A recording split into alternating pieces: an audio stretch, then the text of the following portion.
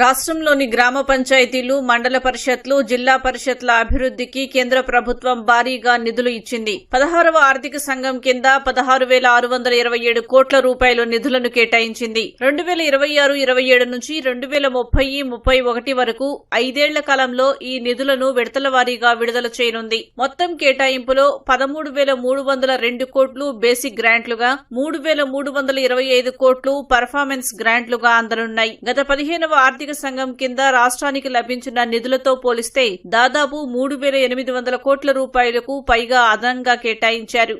16వ ఆర్థిక సంఘం మార్గదర్శకాల ప్రకారం టైడ్ గ్రాంట్లలో కనీసం 50% నిధులను గ్రామీణ తాగునీటి సరఫరా, పారిశుద్ధ్య కార్యక్రమాలు, ఘన వ్యర్థాల నిర్వహణ కోసం వినియోగించాల్సి ఉంటుంది.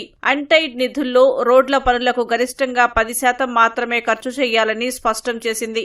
రాష్ట్రానికి వచ్చే మొత్తం నిధుల్లో 70% గ్రామ పంచాయతీలకు, 15% జిల్లా పరిషత్లకు, మరో 15% మండల పరిషత్లకు కేటాయించనున్నారు. స్థానిక సంస్థలు తమ సొంత ఆదాయ వనరులను పెంచుకుంటే పర్ఫార్మెన్స్ గ్రాంట్ల రూపంలో అదనపు నిధులు పొందే అవకాశం ఉంటుంది. గ్రామీణ ప్రాంతాల్లో తాగునీరు, పారిశుద్ధ్యం, మౌలిక వసతుల అభివృద్ధికి ఈ నిధులు గణనీయంగా దోహదపడనున్నాయని అధికారులు భావిస్తున్నారు. కేంద్రం కేటాయించిన ఈ నిధులు గ్రామీణ అభివృద్ధికి కొత్త ఊపునిస్తాయనే అభిప్రాయం వ్యక్తమవుతోంది.